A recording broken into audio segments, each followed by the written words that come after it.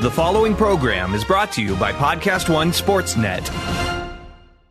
The Steve Austin Show is sponsored in part this week by DDP Yoga. You guys already know what WWE Hall of Famer Diamond Dallas Page and DDP Yoga has done to help thousands of people all over the world.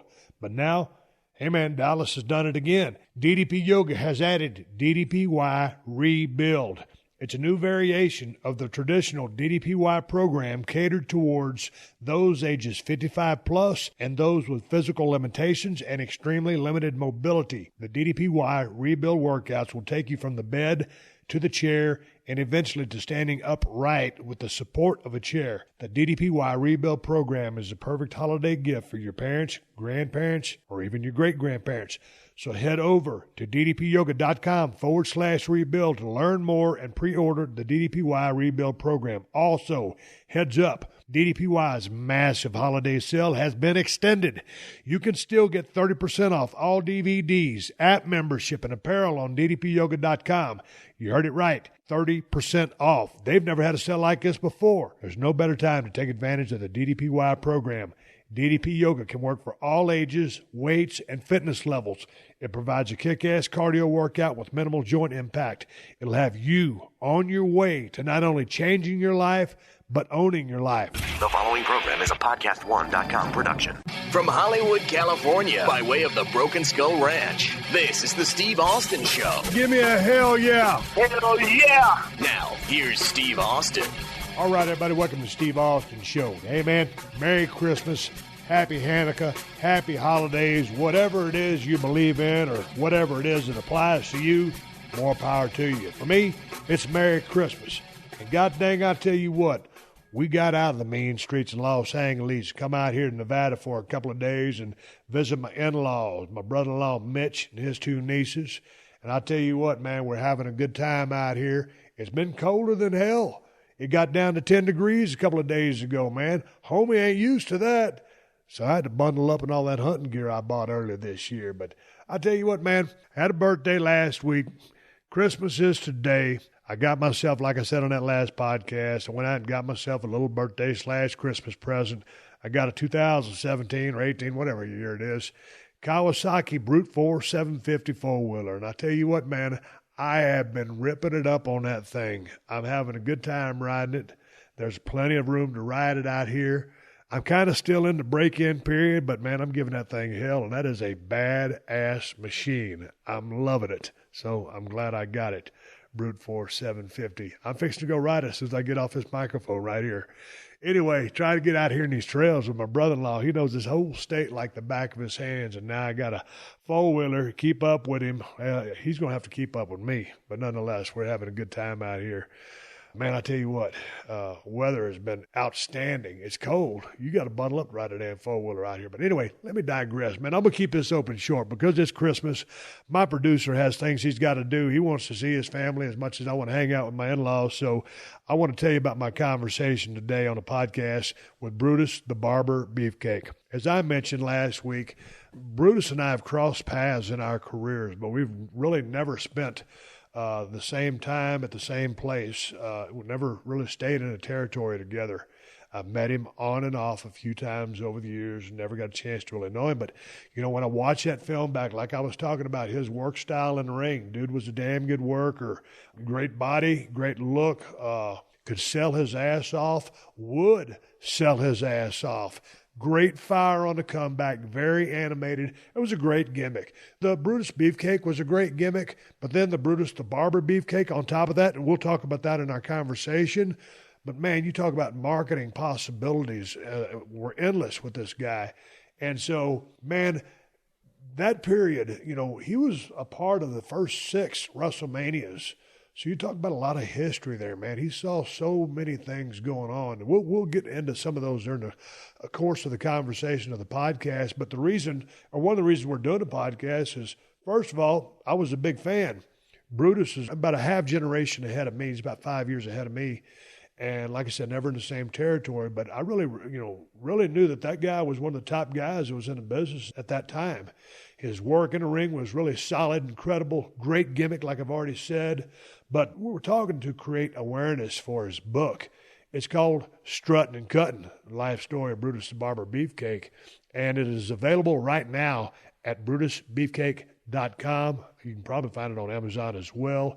If you want to follow Brutus the Barber Beefcake, or as his real name is, Ed Leslie, on Twitter, it is at Brutus Beefcake _. I had a great time talking to him. Right at the end of our conversation, we started talking about Japan. He goes, "Oh, man, if you want to talk Japan, I got a whole other podcast for you." So, Brutus, I'm taking you up on that. We're going to talk Japan.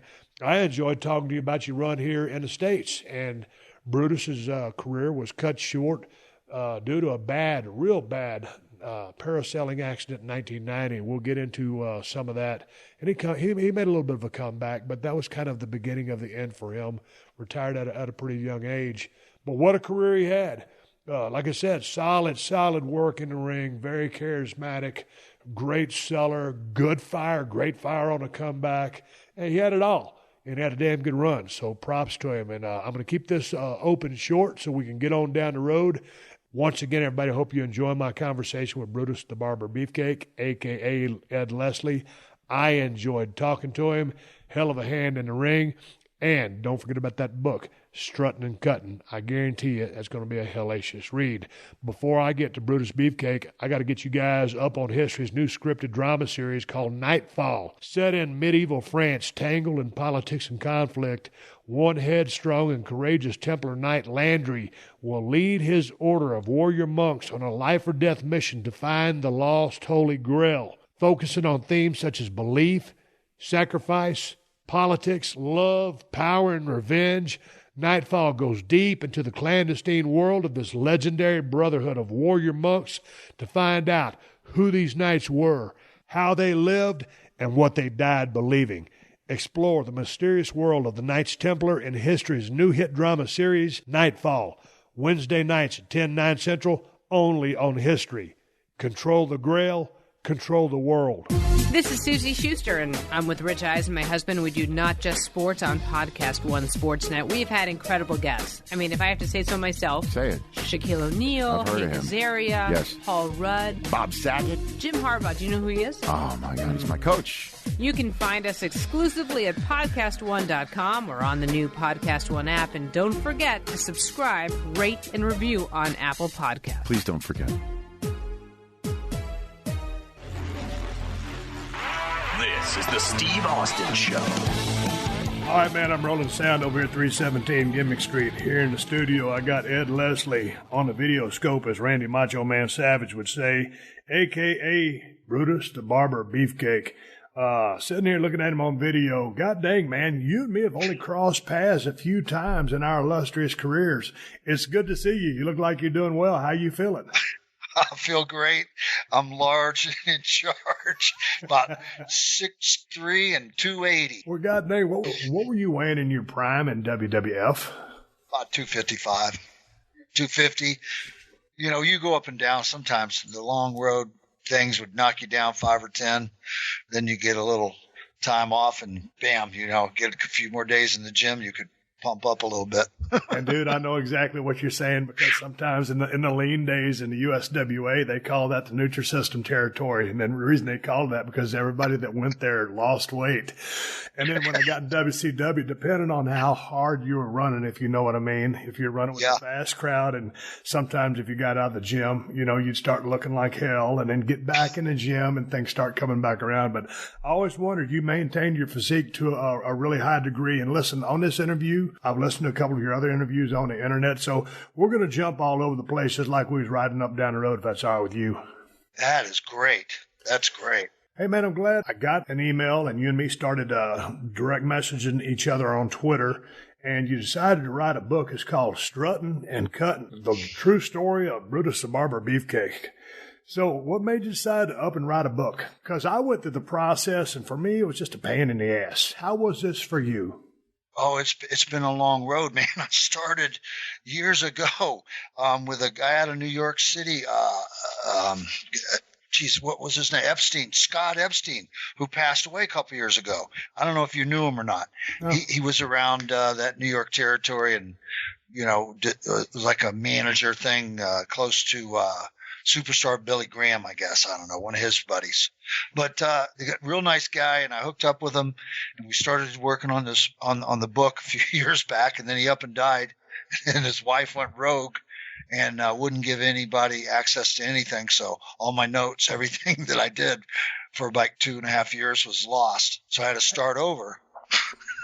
How were you at the recall process? Because I went through this, it was after my infamous take your ball and go home thing. And I never really wanted to write a book. And so when I came back and said, okay, I'll write a book, and I hooked up with my very good friend, Jim Ross, and Dennis Brent helped out. But man, they really filled in a lot of the gaps for me, because I don't remember a whole lot of the things I did. How was your recall, since you lost all that notes trying to put it all back together for this book? It was brutal, man. And, I've had some pretty serious concussions, especially the one back in that accident. So, it did help talking to certain people that, especially like Greg Valentine, because him and I were together for periods of years and stuff. And talking to him, man, it would help to kind of put stuff more back into order. Sometimes in my mind, I'd be jumping around thinking, well, this happened in this year, and then we went to here and there, and I'd be all jumbled up. So it was tough. It was hard. Hey, man, let's jump back to when, I was reading in some of the notes that Kenny sent over to me. I know you grew up in Florida, but one of the things he kicked over to me that you, back in the day, enjoyed hunting. Oh, yeah, man. From the time I was probably about 10 or 11.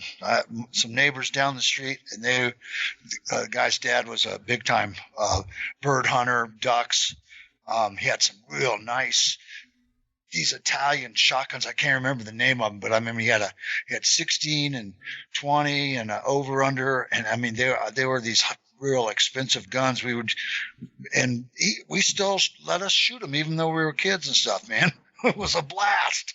Well, just in watching you walk to the ring, you had one of I consider it one of the best gimmicks of all time. I mean, first of all, you were on a roll just as Brutus Beefcake, but when you turn it into the Barber thing, to see you walking down the aisle with those big hedge clipping shears, and here from San Francisco, California, and I'm looking at the notes that says, back in the day you were an avid hunter. I was like, man, I just don't picture Brutus out in the woods hunting. Yeah, man. Growing up here in Florida, there's a lot of, it's lakes. Back in those days, it wasn't so developed. So, man, we were out bird hunting, duck hunting, dove hunting, quail hunting. There was a lot of birds. And then I had a friend that had guns. So we just took guns with us all the time. And we out in the woods, and we were kids with guns, man. It was a blast. Hey, man, it seemed like growing up in Florida, you played baseball. Were you into contact sports at all? Did you play football as well, or did you concentrate solely on baseball? Because I went to Catholic school for the first 9 years. There was no football, so it was basically basketball, baseball was the two. And then once we got to high school, I tried out for the football team and screwed my knees up in summer practice. And then by the time it came back to starting at the year, I just had lost interest in it, man. It just wasn't as fun as I thought it was going to be. I love baseball, though. That was it. What position did you play? I was a catcher and a pitcher. That's what I played. I played catcher, and I had a pretty good arm on me. Yeah, I loved it. But every now and then they say, hey, man, you can throw a baseball pretty hard. Let's try you out at pitcher. And I could throw strikes. I didn't have any junk, didn't have any curve balls. But as soon as a batter stepped up to the plate, Ed, that's when it messed me up because I didn't want to hit anybody. So that's when I got wild and all over the place. So they just kept me behind the plate, and I'd gun them down when they ran to second base. That was fun. I remember doing that a few times. We loved it. Hey, man, growing up in Florida had to have been a hell of a time for a young man or a young kid like yourself as far as trying to get in the business of pro wrestling. I know Texas was a hotbed. It was hot in Dallas, Houston, San Antonio. Of course, I grew up on Houston wrestling. Man, when did you first catch an eye or get wind of professional wrestling, and when did you fall in love with it? Well, I don't even know what year. My oldest sister was kind of a tomboy, and so she talked me into going to the wrestling matches at the Armory in Tampa. And then once I went there a couple of times, then we went down to the where they taped the TV shows. down there in Tampa, Port Tampa, or wherever it was, West Tampa, and just being in there and watching the Great Malenko and like Johnny Valentine and Dusty and just Wahoo, and they a lot of guys came through Florida, like Texas too. I mean, there was everybody came through down here. So, at what age was it that you got a love for the business? Probably 8, 9 years old, 10. When did it become a realization? It's like, hey man, I'm actually going to do this. 19. And that's when you started? Yep. How long did you train for before you got in the ring? Brother, I never really got a formal, take by anybody training me. I started basically working in the ring with the boys before shows and taking bumps, and basically they just threw me in the ring in a tag match and said, "Okay, here you go, man." And that's how I had to learn mostly by mistakes, in the ring. And it was brutal, but it was a great way to learn. But who smartened you up to the business being a work? Because back in the day, dude, I thought the stuff was a shoot. And of course, going into my first match, gentleman Chris Adams didn't even smarten me up. I knew something was going on. He never taught us how to call high spots in the school. Right before my first match, that's when I truly understood that it was a work. And I knew something was up because it couldn't be a shoot, but he didn't smarten me up. So who smartened you up? And I watched your style, and I mean this is a compliment. I got so caught up in the gimmick, the persona and the character that you're playing towards the end of your WWF run. I forgot about your work, but you attacked the ropes. You're very athletic inside the ring. You're a big dude.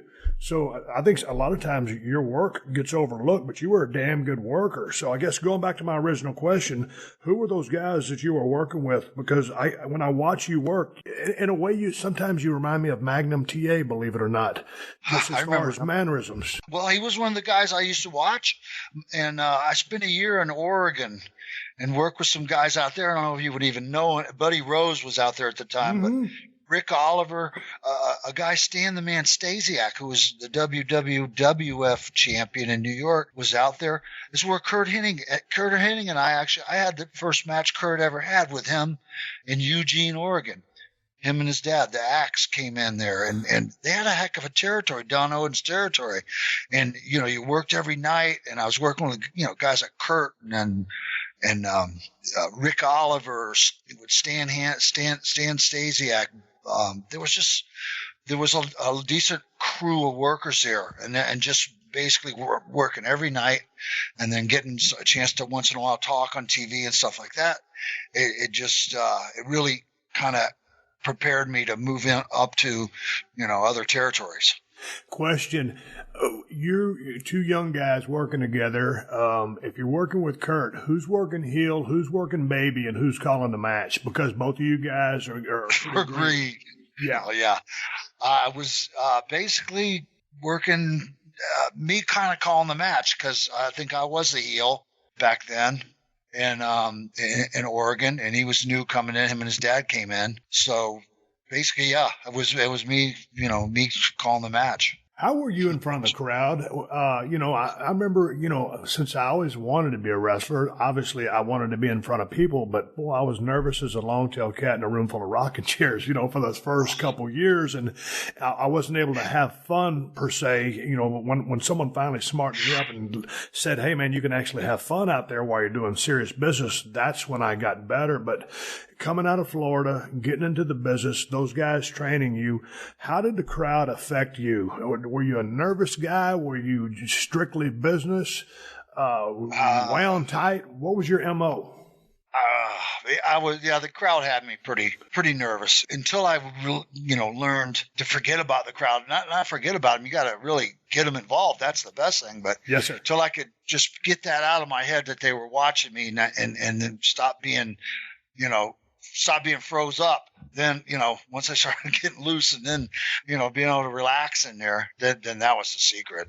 How long had you been working till the time you finally got the call up to WWF? probably about almost 7 years, man. So by the time you got there, and that's about the length of time that I was working, give or take, when I got the call to go to then WWF myself. And so I felt, even though I had a real bad gimmick in the ringmaster, it was a foot in the door, but I felt once I got there, I was an accomplished mechanic and could have good matches with the guys. I wasn't over because I didn't have a good gimmick. How did you feel, and who recruited you? What was the hiring process back then? Because was Junior in charge back then, or was it still Senior? No, it was Junior. I went through New York territory back in like 1979-ish for a short while. So I got to know everybody, Fuji and all the crew, all the office guys and stuff, because Vince Sr. was running the business then. So I got to know Patterson and Vince Jr. and everything. And then I moved on to a bunch of different territories, back to Pensacola, to Charlotte. I even got a Mid-South run for a while, in Nashville for Nick Goulas for a while. I mean, just everywhere. Maybe not Texas. A short run in the AWA territory. So I really got exposed. I did get exposed to a lot of guys, and there still was a lot of guys out there who are pretty cool that would actually help the young guys and stuff. Like Bobby Duncombe. I mean, there's a name from the past. A guy that was a big guy, I thought he had a hell of a gimmick and was over. But Ivan Koloff, there were still guys that would help you. And I was going through that process, and I shot back through the territory on my way somewhere in like 1983, right when Hulk had won the belt from Sheik, and it was just going crazy. And I stopped in one night, like in Philadelphia or something, on my way home back to Florida, and they had a problem where John Studd was supposed to be going overseas for Otto Vance to do this finale of this big tournament he does every year. He always wants a big guy. And I think Terry was working with Otto Vance. So they said, he can't go. We need somebody. And Jerry threw my name in there. He says, well, what about Brutus? Because normally they never send anybody over who's not 350 pounds and a monster, So they said, okay, well, yeah, all right, we'll try. We'll give Bruce a shot at it. So they sent me over there. I don't think Otto was real excited because he's always looking forward to a big guy. Yeah. And basically went over there, and it was great. Enjoyed it. Otto was super. I had a hell of a match with him. And when I got back, I mean, everything was cool. And bam, got the call, come to New York, and going to meet with Vince Jr. and talk business. And I did. Terry was there, and we sat there and brainstormed up Brutus Beefcake.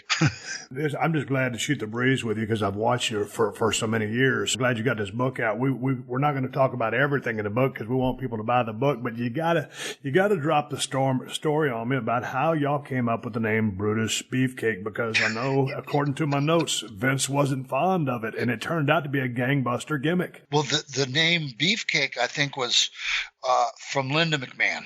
She had this idea, from what I understood, of Baron Beefcake, which is the way they were leaning, because they had some guys in the past. If you know Mike Cicluna, Baron Mike Cicluna, and then I think they were thinking a guy in a top hat with a butler with a tuxedo top on and something like that with this Beefcake gimmick and Beefcake name and geez, I just didn't even know. And then Terry, he's a ribber, man. Everybody, people don't realize how much that guy's a ribber. And he says, well, what about the name Brutus, like Popeye and Brutus? And then so that got kicked around the room for a few minutes, and I'm sitting in the chair going, God, this is my big break in New York, and it's going to be the world, and my name's going to be Brutus Beefcake. They're going to laugh me out of the world. And oh my God. But it turned out to be, Steve, just the greatest name ever, because it was so outrageous. I just had to step up to be, like the name, and be outrageous like the name, because the name was so people couldn't forget it. Well, that's funny because I love the name, and it's got that great ring to it. And you hear that name one time, you'll never forget it. So And being Brutus Beefcake, before you're going to become the Barber later on, and we'll get to that. But for me, Stone Cold, or me as Steve Austin, I'm pretty chilled down or turned down. I'm pretty private, but Stone Cold is way out there. How far was the Brutus Beefcake persona or character from Ed Leslie, the human being that walks through the airports? Not that much farther out. I mean, always a little. You're definitely out there more, but. I was pretty, from what my wife talking to some of my friends, they used to say, I was always freaking wild and running around doing crazy shit before I ever started wrestling. So yeah, I got to think, I would just, it was just natural evolution of things, I guess. I don't know. Man, I was watching one of your first matches in WWF, and I think it was your first match, or at least they said it was on television. It was against a guy named Pat Morty, who would have been an enhancement guy. And, the commentary is really taking care of you from the get-go. I mean, they're saying good things about you. Hey, man, this guy's got a lot of potential and promise. So you had your meeting with Vince. I know he's not in love with the name, but you make your debut. Did he pull you aside and say, hey, man, here's what we're going to do with you? Because when I went there, I knew they were bringing me in just to be a mechanic. And, I made my own break and ran with it. So what was that meeting like with Vince? Was it intimidating? Or did you know he had plans for you? Or did you have to work this thing out and get that spot? God, that's a crazy question. They really didn't lay out any big game plan or anything like that.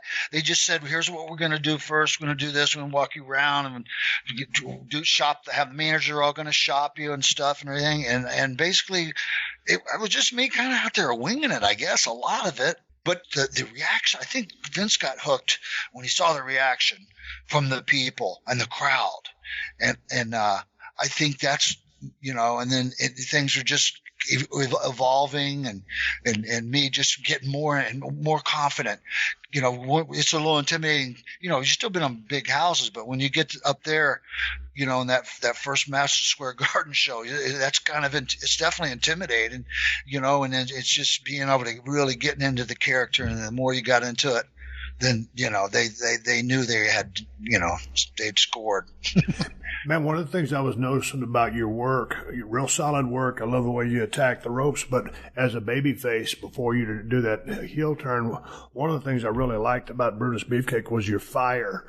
And I'm guessing the way I put things together, and I was working more heel, but you going through some of those territories that you went through, especially up in Oregon, you was working down there in the South, all over the place. When you're going from territory to territory, and like you said, you're getting exposed to working with different guys, I imagine you put a lot of that together as far as, to me, I mean, I always say this because I don't think it always resonates with people. As a babyface, you have to have tremendous fire. As a heel, you have to have a mean streak. You had that great fire. You when you fired up, brother, it was real, and the people were buying in to what, if you jacked with Brutus, you was going to get you was going to throw up the knuckles and start throwing punches. When did you become aware of that fire? As if you understand as far as the tricks of the trade that I'm trying, the tools of the trade that I'm pointing out? Yeah, that was just, I worked hard on that. People had told me that was, that you got to have that fire. You really got to show that emotion. If you want those people to believe in you, you really got to get it out there and let the people, know that it's for real. And then that's, so that I've worked hard to try to really do that. And I appreciate you saying good things about that. That was it's one of the things that jumps off the page when I watch your work. Going into that setting in that locker room, and that was right in the middle of the big man days, because dang near everybody on the card's close to 300 pounds if they're not over 300 pounds. The guys are all put together, and you had to have that larger than life persona. How competitive was that locker room? Wow.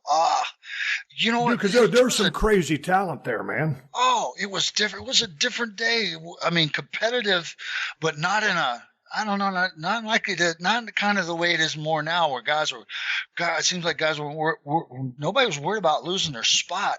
It was very light and fun in the dressing room.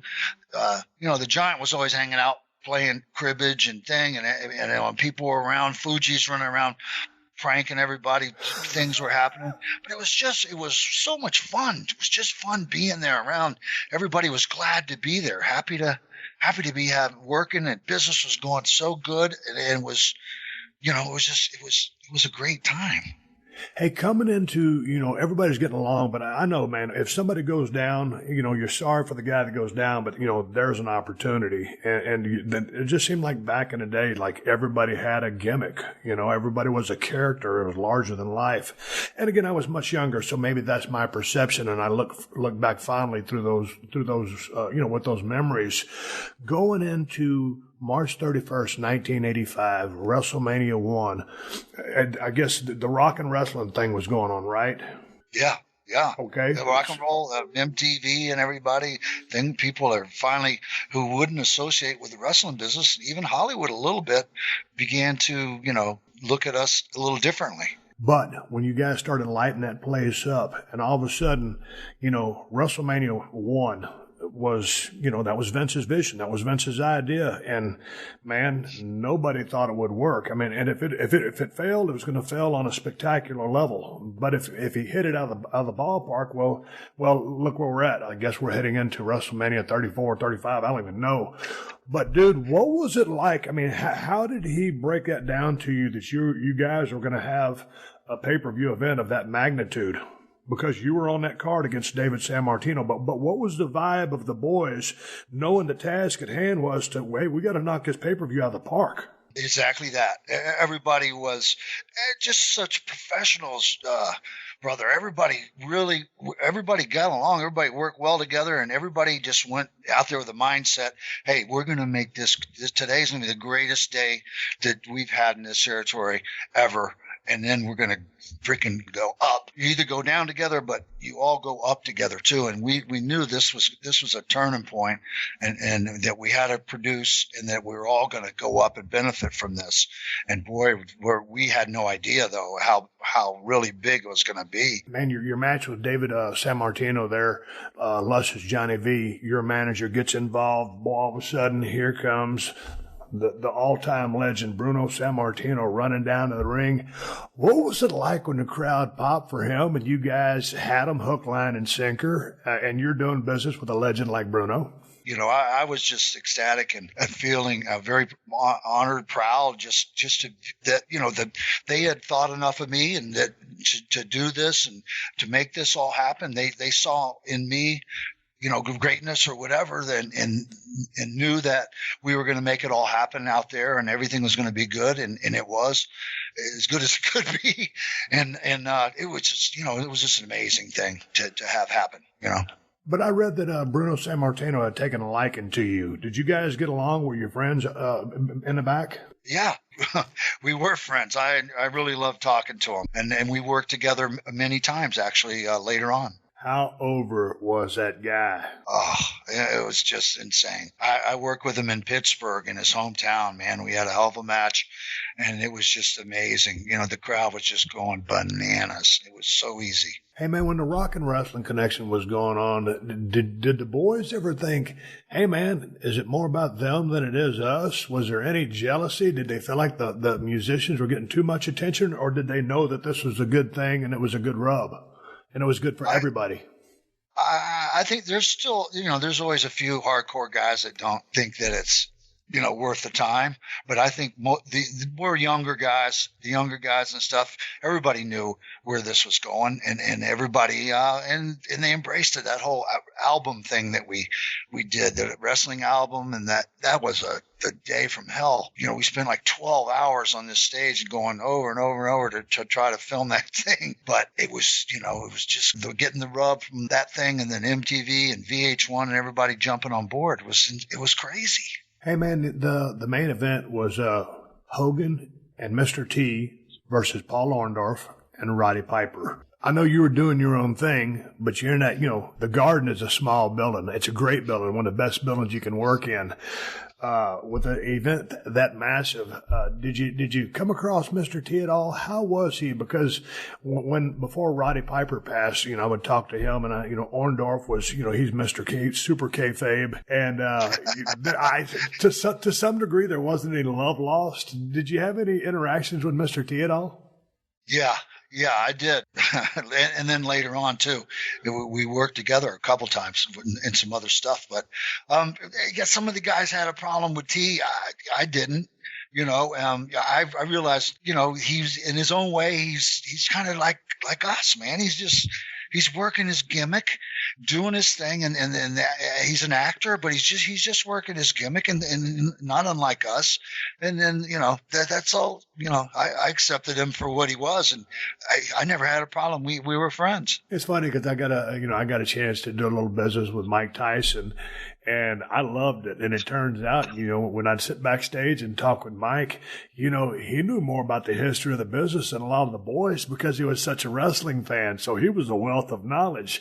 And I had a good time doing business with him. But I just wanted to ask because, Mr. T wasn't a boxer, but, he played the boxer in the movie of Rocky. And this massive personality type person. But Mike was electric, and he certainly brought a ton of eyeballs to the main event at WrestleMania 14 when I wrestled Shawn Michaels and got the belt for the first time. And Mr. T brought that outside exposure as well as all the people from the rock and roll world. And that was just, again, it was just a great main event, and those guys pulled it off. And, man, here we are going into, the next WrestleMania.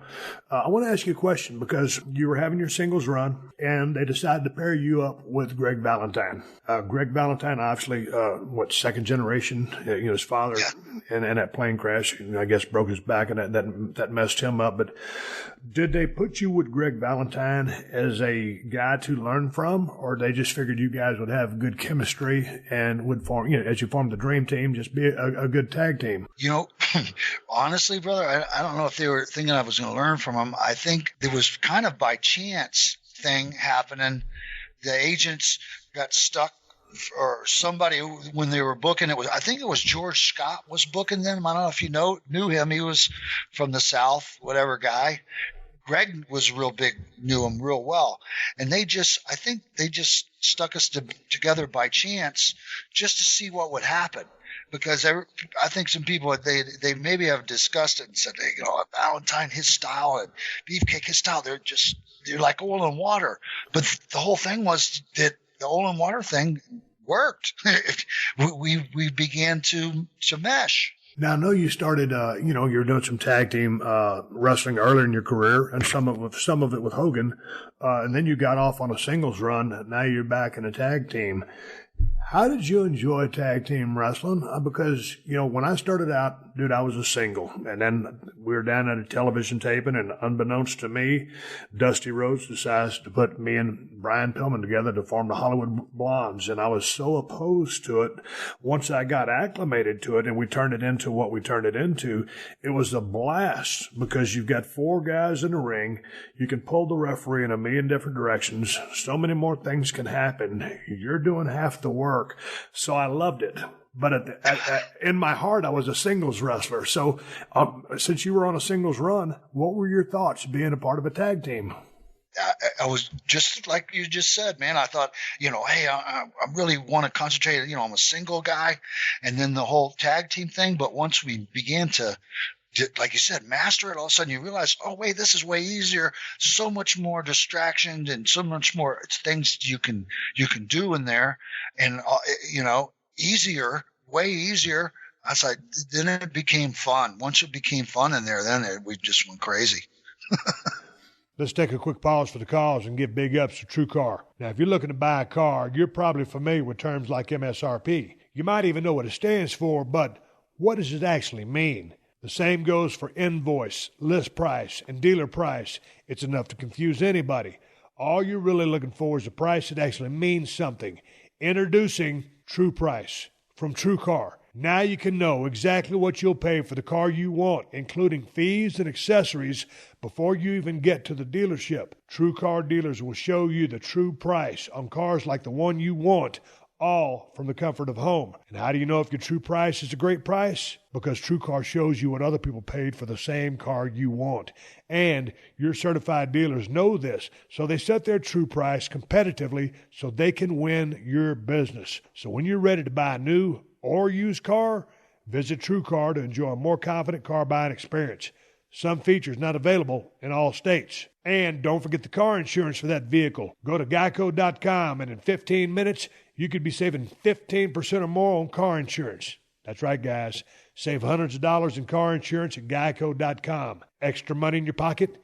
It may just be the most rewarding thing you do today. Barilla wants to help you stay active this winter with its great tasting Protein Plus pasta. It's the pasta taste you love with the energy you want. So it provides a good source of protein, and it's made with 100% plant-based protein from lentil flour, pea protein, and chickpea flour, making it a good source of fiber too. We love that. Barilla Protein Plus is made with ingredients you can trust, and it's from Barilla, so you know it's going to taste great. I'm always looking for ways to increase my protein intake, and this is an easy way. You can add 17 grams of protein per 3.5-ounce serving with the Barilla Protein Plus pasta. It tastes so good. I also feed this to my son Ford because he's a picky eater, but he loves Barilla, so this is a way for me to get him his favorite food and a little extra protein. Also, you can put your energy to the test and take on Barilla's Protein Plus Pasta's Winter Energy Challenge this February. It's on the Strava Fitness app. It's free, and all you need to do is simply complete 10 days of movement for your Barilla Protein Plus Pasta reward. Terms and conditions apply. Sign up at strava.com/Barilla.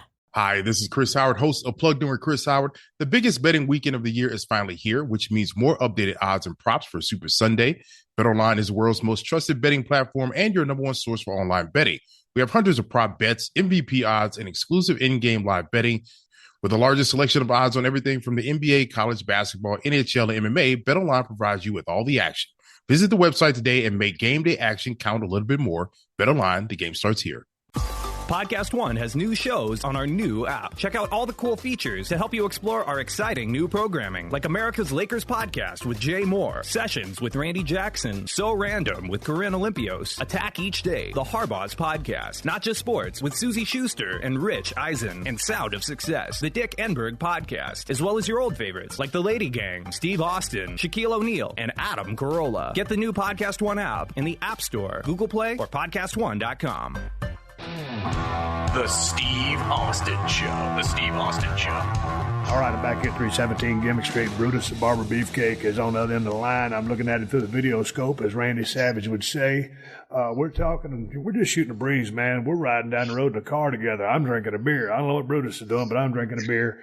And God dang it, WrestleMania 3 was in the Pontiac Silverdome in 1987. 93,000 people. All right. Roddy Piper versus Adrian Adonis in a hair versus hair match. One of my favorite matches of all time. And I guess Roddy was going to leave the business to go do some acting. And, man, all of a sudden, you had worked earlier that night, right, in the match right before. Yep. Yeah, and then you come out there and then, shoot, what happened?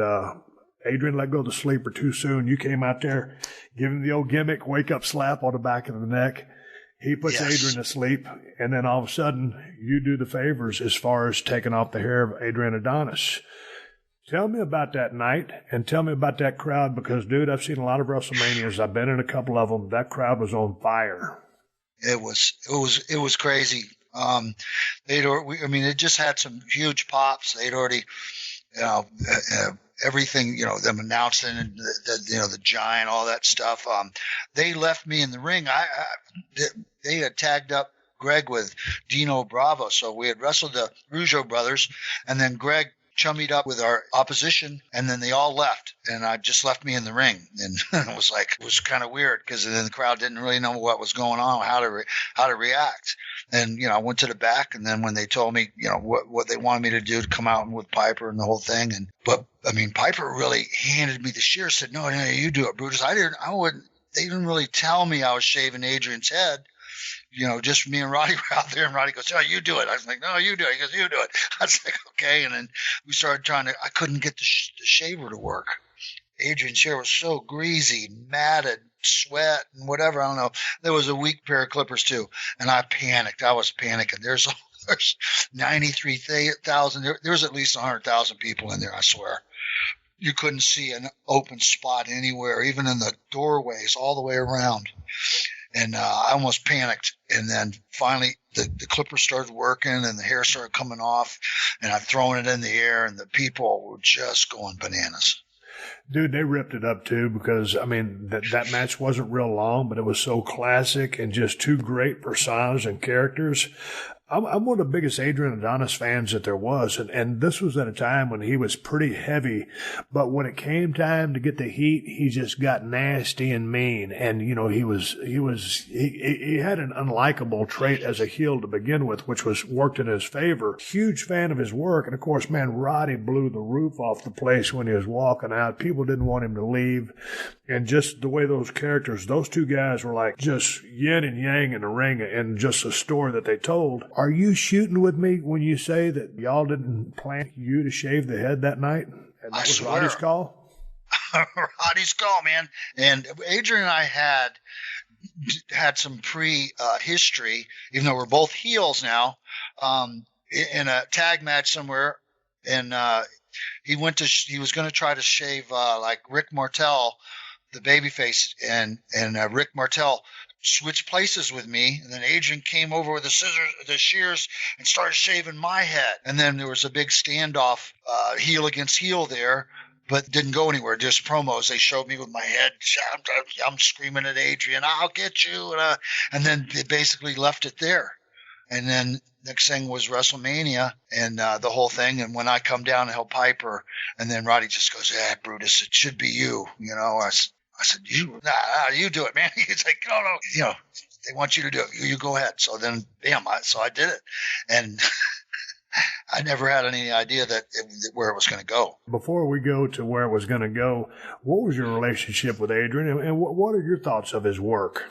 I had met him in AWA days, him and Jesse Ventura and stuff. And I watched Adrian work, and he just had that confidence, that style. Kind of reminds me of the Harley Race. Yeah. That kind of Harley Race, you know, confidence and just Adrian's backdrops, and he'd do things in the bumps he would take. He's like you said, he had that mean streak, man. He knew how to get mad, mean and get the heat.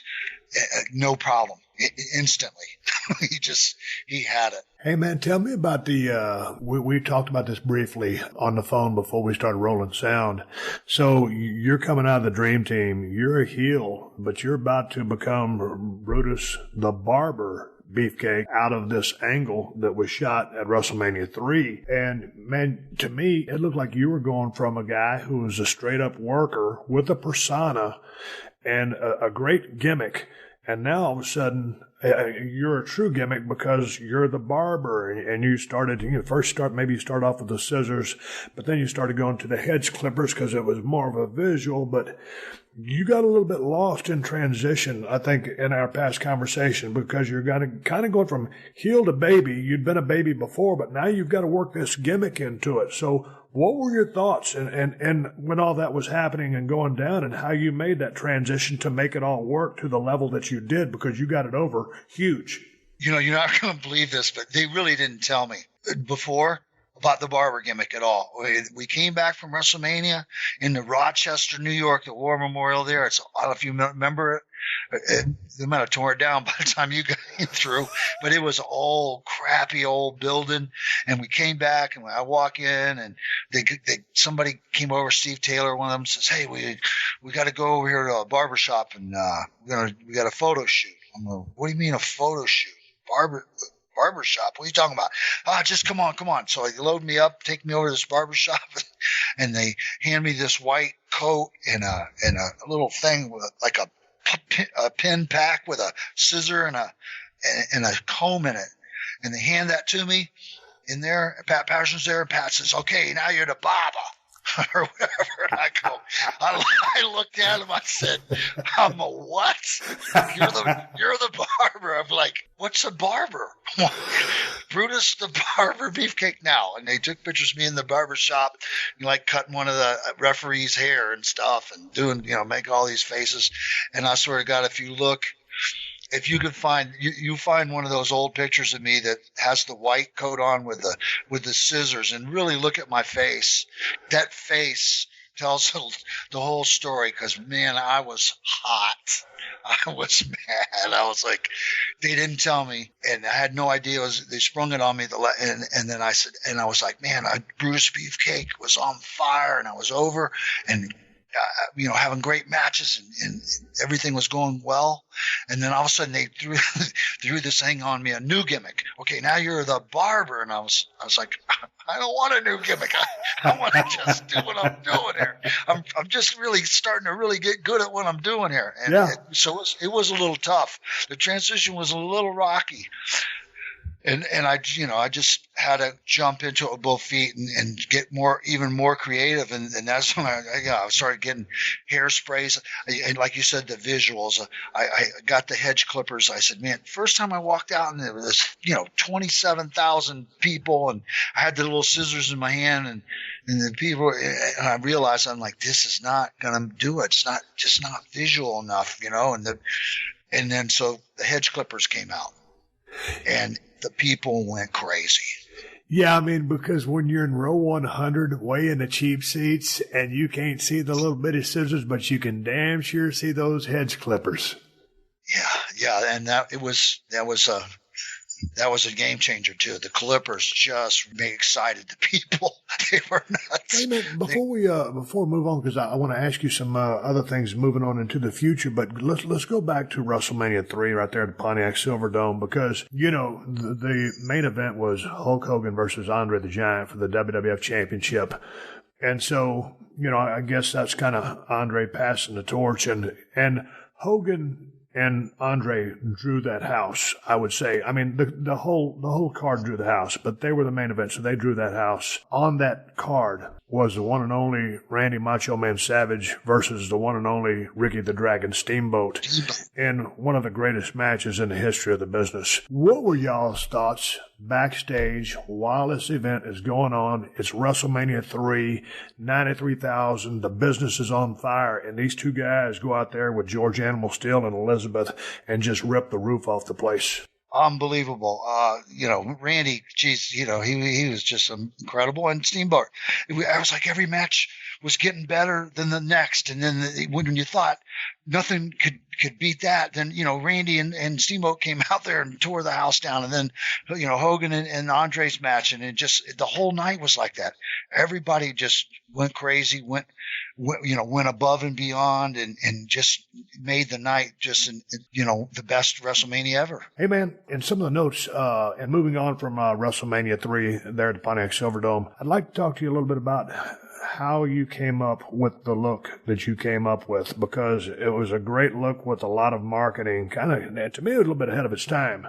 And you went to a rock and roll clothing designer. How'd that all break down? Because that was forward thinking and self-preservation or self-push on your part. I got a phone number from Hulkster, and I called this guy, and I said, he said, yeah, come on over, let's meet, let's talk. And then basically the guy, he was ahead of his time. He was incredible, this guy, Michael, his business called Michael and Tony, and we just brainstormed. I kind of told him, what my thinking was, how this character and stuff is. And so he walked me into his shop. He had like in the back of his house, his whole shop, and started showing me all the rock and roll clothes, the spandex, animal prints, and different things. And he came up with the idea to put the bow tie with the rhinestones and all these armbands with different stuff on them. And I'm looking at it and going, yeah, I like this a lot. Nobody's ever done anything like it. So if I can get away with it, if I can pull it off. Dude, how much were those outfits costing you? Because that stuff wasn't cheap. Oh, it's crazy expensive. I invested a lot in it, but it was worth every penny. I bought so many things that I could wear different clothes every time. Basically, I went to the ring. I never had to wear the same thing for 6 months, and we were working a lot. Hey man, and this is some 411 you'll drop in the book, and you'll find out a lot more if you actually buy the book, which is on sale right now at BrutusBeefcake.com. You ended up hooking up Savage with your guy to make his gear. Yeah, you know what? Some guys would think, I don't want him anything, like that. But that's not me. Randy and I were great friends, And everybody had a little rocky relationship with Randy. That was just Randy, but I was happy to turn him on because he was floundering. He was trying, but you got to admit the short tights and knee pads thing was nowhere near like the new Macho Man with the hats and all his stuff. It just really helped Randy and I think it really made him took his comfort levels and his confidence just to the next level. How was that guy just hanging around him? Because to me, he's one of the most intense performers in the history of the business, and the guy that I just got a tremendous amount of respect for. The guy could just flat out work his ass off. The whole Macho Man character, to me, and just watching some of his interviews, that's kind of who he was. But how was that guy? And did you learn anything just from hanging around him as far as intensity or just him as a performer? Well, yeah, no, his work in the ring is his intensity. Yeah, that I always try to learn from the guys that I work with and hang around with. And Randy, yeah, that intensity that he always had, even out of the ring and stuff and stuff. He always had. He'd be relaxed and everything, but he would always come up quick to bring the intensity level super high, so fast. And I think I kind of helped learn that was a good thing. To steal from him. Hey, one of my good friends back in the day, he'd already went through his WWF run, and you guys had already crossed paths, was Ravishing Rick Rude, and he came down to WCW. I don't remember the give or take the year. It was 92, 93, whatever. He came in, and, all of a sudden he was our top heel, and we started hunting together down there in South Georgia. I got a chance to watch you work with him on YouTube. How was Rick in the ring? Because we went down the roads together. You were working with him. He was just, to me, he was a tremendous heel. But how was he to work with and a communication level inside the squared circle? We didn't have any problems. I think there was a little friction between me and him, but once we settled down, with each other in the ring and stuff, we always had a good time in there. We had fun and stuff. And I love Rick. But Minnesota boy, and I had known his background and everything. And so, we were good friends. Well, what was the friction from? Just, there was a kind of point where he was almost, people would say he was like Brutus Beefcake. The Ravishing Rick Krug was like, he was trying to steal Brutus Beefcake or something. I don't know. But it was like, I don't have a problem with anybody's gimmick, anything like that. There was no heat with me, but it was like, how people talk and stuff. They were making it look like people were saying like there was heat, that I had heat with him because he had his picture on his pants or any of that stuff. You know how people talk. So, but we were always perfect and fine in the ring together. There was never a problem. One more question about another guy. Come from Minnesota. You just said perfect. Mr. Perfect, Kurt Hennig. One of my favorite guys. A guy always had a smile on his face. If he ever had a bad day, I never knew about it. And he was always ribbing people. But he was a tremendous worker. How'd you enjoy working with that guy, and how was he in the locker room? Kurt he was never a dull moment in the locker room, always up to something, and working with him was a dream, man. Kurt and I could have a match without saying a word, beforehand, and we just seemed to know what each other were thinking, and we just had so much fun in there. They made a mistake a couple of times and put us on early, in some of these cards and then like West Virginia and some of the towns and stuff. Maybe there was a title match or something was the main event, and they'd shoot us on one of the real early matches. Man, we'd have a match. We'd just tear the house down. And then it was like after trying to follow the match was hard. The people were like sitting there watching going, oh, this is boring.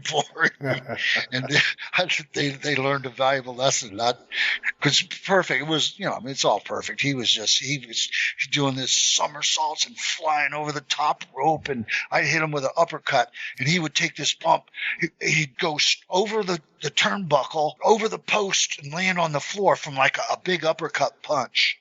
It was the craziest bump you ever seen in your life. It was just, and the people would go bananas. He was just such a worker. And there's the thing about him was he has that tremendous spring in his legs. Like if you were kicking his legs away, he could damn near do a somersault or a flip around or the spring over the top rope. Almost the oversell, but I mean, it was just so dynamic. He was the only one that could do it. You'll see guys try to emulate it, but he was kind of the first guy I'd ever seen do that, so I know exactly what you're talking about. Before we move on, I want to ask you about a couple of ribs that were going on back in the day, but tell me about life on the road back in the WWF back in the day, because this is, again, that was kind of the Wild Wild West days where there were still some territories out there, but man, were you guys, well, I'll speak for myself during the Attitude Era. They always called it the Attitude Era. They had to give it a name, I guess, but I've always thought that professional wrestling or professional wrestlers all had attitudes.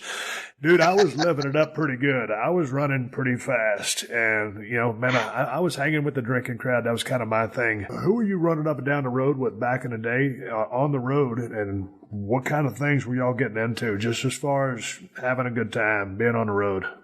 Well, it depends on who was there. I hung with Piper quite a bit, so you know what Roddy was doing. Yeah. So, we were at the Stay Out All Night Club there in Chicago till the sun came up. Adrian was with us. Everybody, we'd be all. That you knew you weren't going to sleep that night. You didn't even try. You didn't even try.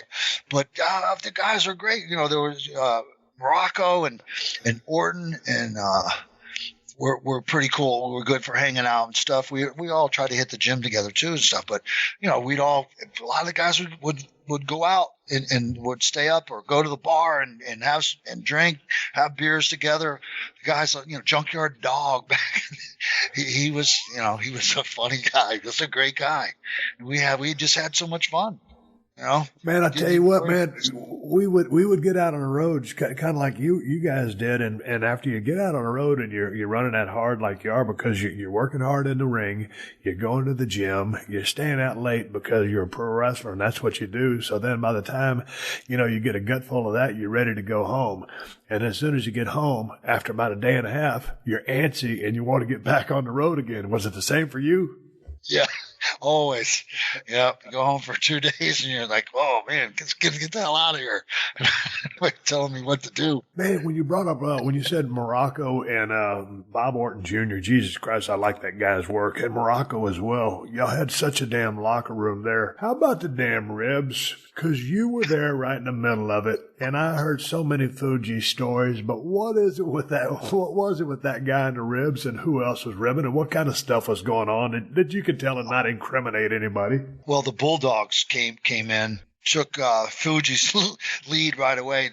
They would always sneak in. Davey Boy would sneak in, or Dynamite too. They'd sneak into into my bag and grab scissors out. And one of their favorite ribs was like cutting pants legs off, cutting people's shirts up into ribbons, cutting their socks. I mean, just doing crazy stuff with the scissors. One of the referees one night, they cut the leg of his pants off. It's the only pair of pants he had. We're in Baltimore, and it's about 10 below zero, and the poor guy has no pants to wear home. And I think somebody finally gave him a pair of sweatpants so he could leave the building. The Bulldogs were brutal with the scissors. Were you a guy that got ribbed a lot, or did they pretty much leave you alone? They didn't bother me too much. I had a special relationship with Fuji. He just loved me, and I loved him, man. He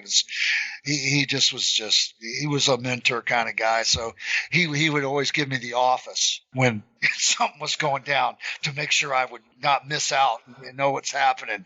And so I was privileged just to watch the funniest shit happen ever and not being on the receiving end of it, man. I'd be like, oh, okay, and sneaking off after. But,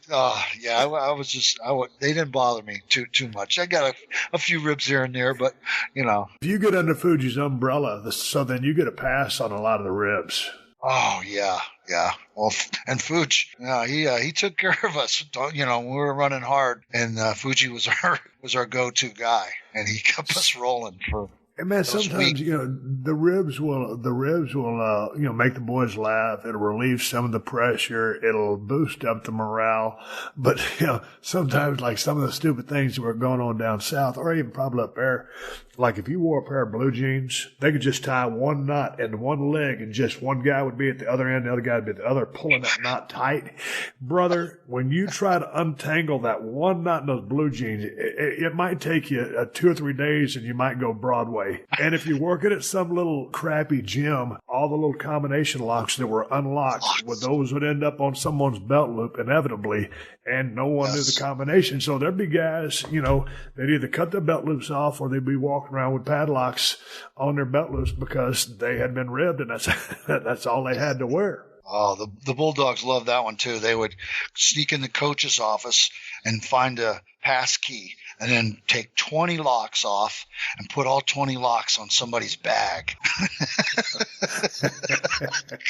Hey, dude, only in the business of pro wrestling. I'm sitting here looking at ribs in a locker room, just some more notes. Give me the story about Piper, JYD, and Brutus in a car. Oh, man. Jeez, we were in we had a Cadillac. I think Piper had a car. He actually had a car there. Mostly we didn't have cars, but we were cruising down the road. We had a 150-mile trip, and dog was kind of in and out a little bit. So Piper reaches into his bag and pulls out this chunk of this black thing, a big, like a ball. I said, what's that? He goes, here, put this in your mouth, like chewing tobacco. Put it in your lip. So he gave me a piece. He gave dog a piece. The next thing you know, about 15 minutes later, man, we were all just giggling and laughing and joking. And we couldn't stop laughing. And we had some serious fun when we got to the arena that night, because all three of us were just like couple of 3 school kids, and we just couldn't stop laughing and joking, making fun of each other, saying things, and everybody's like, what's going on with them guys, man? What's that? Hey, as I'm looking at you on the screen right now, and I remember you from back in the days prior to your parasailing accident, and then all of a sudden I was reading about that accident, and I watched the piece that the WWE did on you on What Are They Doing Now? It was on their network. Dude, walk me through that. I mean, I know you've told the story a million times, but now that I'm sitting there looking at you, because, you said you stuck your finger in your mouth because your palate was crushed, everything was hanging down, you couldn't breathe. Tell me what happened. Give me that story. Well, fast version, we were having a hell of a party on the 4th of July, and my buddy's lake house. We had motorcycles there. We had a big barbecue. We had we were going to have a band that night, and we'd been doing some jet skiing and water skiing, everything, parasailing on the lake. And we basically said, all right, let's put this stuff away. We're going to get ready to cook in a little while. And we were all going to jump on our Harleys and take a spin. And Brian Blair shows up, the wrestler B. Brian Blair, and with a couple friends. And he had this girl who wanted to go parasailing. We were like, oh, no, we put that all away. We're going to take a little ride on our bikes. So we back. Oh, no. It turned into a big shit show to get this parasailing thing. So my buddy throws his arms up in the air, runs in, grabs a parasail thing, drags it out, ties it to the boat. I'm working on trying to keep the rope from getting tangled up, and they got this girl, and they're putting her in a harness and the parachute and thing, and to go parasailing, and you have to start on the beach when a small lake. So my buddy just about ready to go, and he just says, to hell with this, and just hammers down the boat. I was out in the water in between, kind of, and I realized he's just gonna pancake this girl. She's just gonna get dragged in the water, all kinds. She could get hurt, and I'm trying to stop him. I'm like, no, don't go, man, don't do it. And it just happens so fast. By the time I turned around, a matter of seconds, to look to see where the girl was, having no idea that I'm in harm's way right there. I turn, and as I turn, her knees, she's just coming off the ground in the parachute and the parasail and this harness, and her knees are together and bent. So her knees like a battering ram, and her knees just hit me right in the face. I turned right into it, never even saw it, and it hit me so hard that it pushed me. I was in about 1.5 feet, 2 feet of water. Ripped me out of the water, threw me in the air, head went back and feet came over the front, and then I landed back on my feet. And the only reason I'm even alive today is because that impact at about 30 miles an hour didn't knock me out. Crushed everything. but it did knock me out. But what'd you do, dude? I mean, because you said you couldn't breathe, you kind of stuck your thumb or whatever so you could breathe. How did they get your ass to the hospital, and what did the doctors think when they saw this mess that was your face? Yeah, I came up and optic nerves were damaged. I couldn't see, and I knew I was hurt bad. And then when I couldn't breathe out, I got my finger and created an airway. They called the ambulance. They took me to the closest hospital, dumped me off, and then next thing you know, somebody finally comes over and starts checking on me, and they take my blood pressure, and they say, "Oh my God, they think I'm having a heart attack." They start calling code blue, and everybody's running around, and they think I'm having a heart attack because I'm trying to tell them with my hand stuffed in my mouth. I'm hurt bad. I'm hurt bad. It's not my heart. I'm hurt. Jesus. And finally they got me in, and they took an X-ray of my head, and that's when they realized that it was really bad because my face is gone. So what did they do? Did they start the surgery right then, or did they have to create all the titanium pieces? Well, what did they do? We were in a crappy hospital. They had no equipment. Just by chance, it just happens to be the best reconstructive doctor in the world nearby, working and living in Tampa, Florida. This accident happened in Lutz, Florida, and so somehow he found out. They called him in. He came to the hospital, and basically they had to bring in 18 wheelers with imaging, 3D scanning, all this equipment, because they had nothing at this hospital, and they couldn't move me. They said I was because it was a head trauma. They didn't want to take the chance of moving me to another hospital, so they just carted me in and out of the hospital onto the trucks, and they took all this scans and stuff. And this doctor, he had all the clout, man. When he snapped his finger, man, people stood at attention, and he had to get four or five teams of doctors, brother, together. They had to have a team of doctors to work on my mouth because my teeth and my palate was broken. They had to have ear, nose, throat people that reconstruct my palate. They had to have the optical people that work on my optic nerves because I was blind. Then they had the neurosurgeons that were there because the head injury, they didn't know what they were looking at, if my brain was going to bleed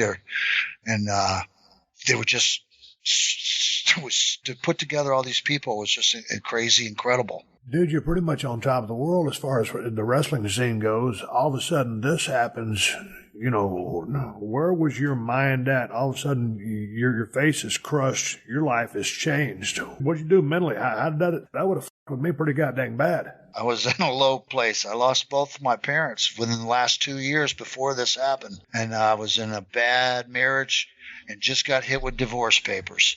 And now I was laying there in the hospital with no hope. They're saying there is no hope. They didn't think I was going to live.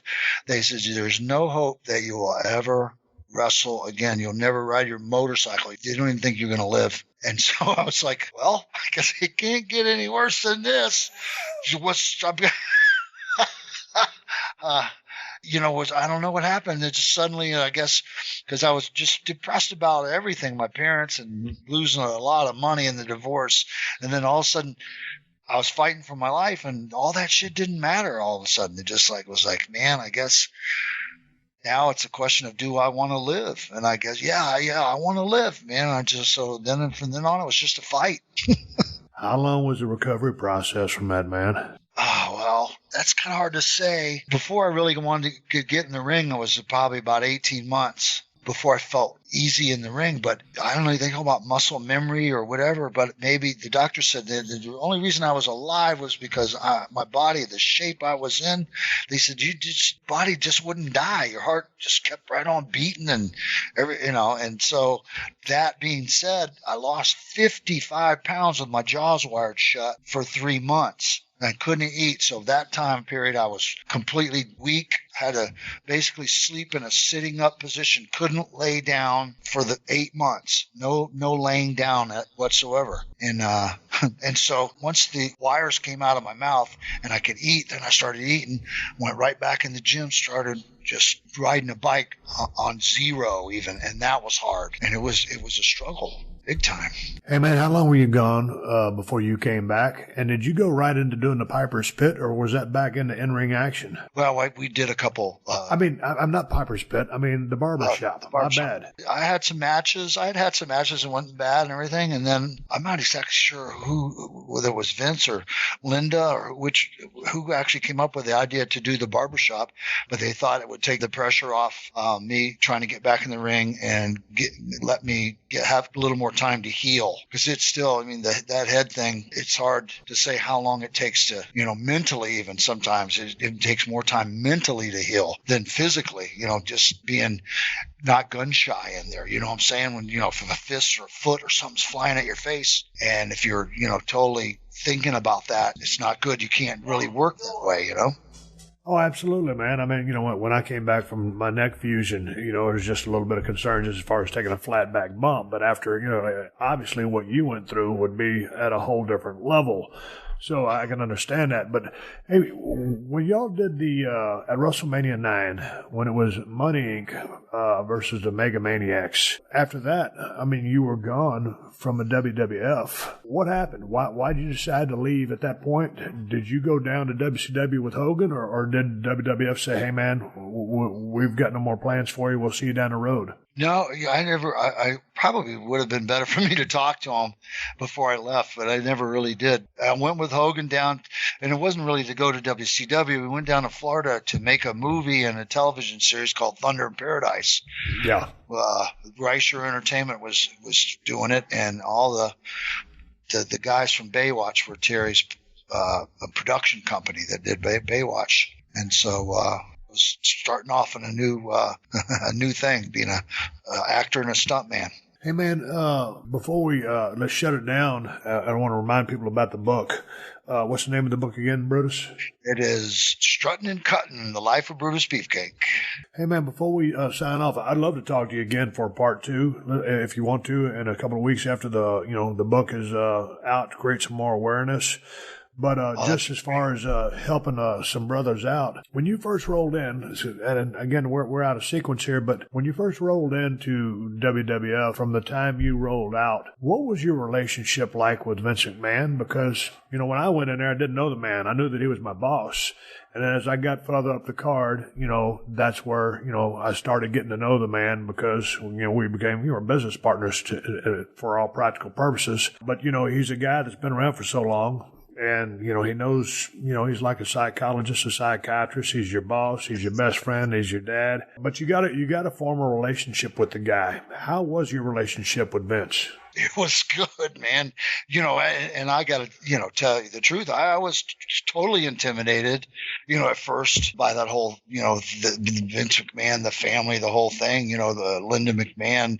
But then after a while, I started getting to know him. And then I started out just really scared of him.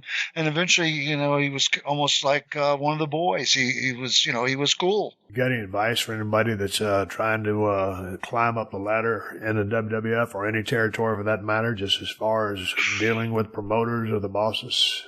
I say, I don't know, be yourself and stand up for yourself. Have confidence in yourself and believe in yourself and speak up for yourself. Because, the guys who speak up for themselves are usually the ones that are they're going to succeed. Well, you're 100% right on that. And the only thing I'd add in there is don't be afraid to go out on a limb, at least a little bit. Take a chance. Yeah, absolutely, man. Taking a chance. I was all about, breaking new ground all the time. Hope I didn't get in trouble for it. You were too, man. I loved watching you and the stuff, man. You'd climb up in the corner with a can of Budweiser and I thought, man, why didn't I think of that, man? That's the greatest thing I've ever seen. And I love watching you, man. You were always fun, entertaining, and I thought, man, that's the greatest gimmick ever. I wish I could have thought of that. Man, I tell you what, I used to tell people towards the end, Ed, I said, hell, I was drinking for a living and wrestling on the side. It worked out pretty good. Hey, man, it was awesome catching up with you. Good luck with the book. On Twitter, you are at BrutusBeefcake _ on Twitter. Instagram, Brutus_Beefcake, and then BrutusBeefcake.com is where the book is. You can find the book at BrutusBeefcake.com. And hey, dude, let's let a couple of weeks go by and let's shoot the breeze again, because you had a way longer career than we've talked for about an hour and 15 minutes. I'll bring up some specific questions for you next time. We created some awareness for the book, but I enjoyed talking with you. If you want to shoot the breeze again, I'd love to have you back. Oh, love to talk about Japan and some stuff too, man. All right, you got it. There's a podcast right there. I'm talking with Brutus and Barber Beefcake, and next time we talk, we're talking Japan and other stuff. Is that a deal? That's a deal. Sounds good, man. I enjoyed talking to you. Thanks for being on the show. Hey, no, thank you, brother. Look forward to talking to you again. 2017 was a great year for us here at Podcast One, and we hope it was a great year for you. We launched new shows with Caitlin Bristow, Jim Harbaugh, Dick Enberg, and Randy Jackson. We've had some amazing guest stop by some of our shows, like Bryan Cranston on Geffen Playhouse Unscripted, Julia Louis-Dreyfus on All of the Above with Norman Lear, and Jason Bateman on Spike's Car Radio with Spike Ferriston. We are looking forward to a bright 2018 with new shows coming online, like MySpace Tom Anderson. And we are welcoming back Dennis Miller to the podcast scene. This is Heather Dubrow. Happy holidays. Cheers. I'm Caitlin Bristow, and I want to wish you happy holidays. Hey guys, it's Kelty Knight from the Lady Gang. Happy holidays. We'll see you in the new year. From all of us here at Podcast One, we want to wish you a very happy holiday and a happy new year. All right, everybody, give me the go-home cues. Time to wrap up this podcast and ride off in the sunset. Before I do that, I want to thank my guest, Ed Leslie, Brutus the Barber Beefcake. Enjoyed talking to you. I'm looking forward to talking to you again. The book, Struttin' Cuttin', is available at BrutusBeefcake.com, and you can follow Brutus Beefcake on Twitter at BrutusBeefcake_. And, hey, man, I want to thank all my sponsors before I ride off into the sunset. They're the ones that allow me to do this show for you free twice a week. 2 cans of audio whoop-ass as we're getting ready to close out the year here pretty quick. Got a couple more podcasts as we head on into 2018. Many thanks to all the sponsors. Other than that, I ain't got nothing to say, but have yourself some great holidays. Merry Christmas, Happy Hanukkah, Happy Holidays. If you don't believe in nothing, don't believe in nothing. It's Merry Christmas for me and my family, and I'm going to go out there and get on my Brute Force 750 and go ride some circles around my brother-in-law. Hey, folks, until next time, my name is Steve Austin. Merry Christmas, and that's the bottom line, and I'll catch your ass down the road. This has been a Podcast One production. Download new episodes of The Steve Austin Show every Tuesday at PodcastOne.com. That's PodcastOne.com.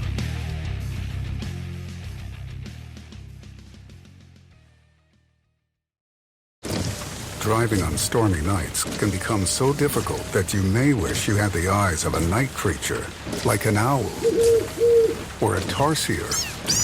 What's a tarsier? Well, it's like a... Look, it doesn't matter.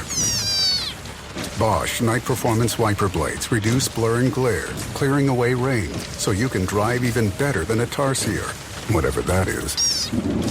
Night vision has evolved. Bosch Night Performance Wiper Blades.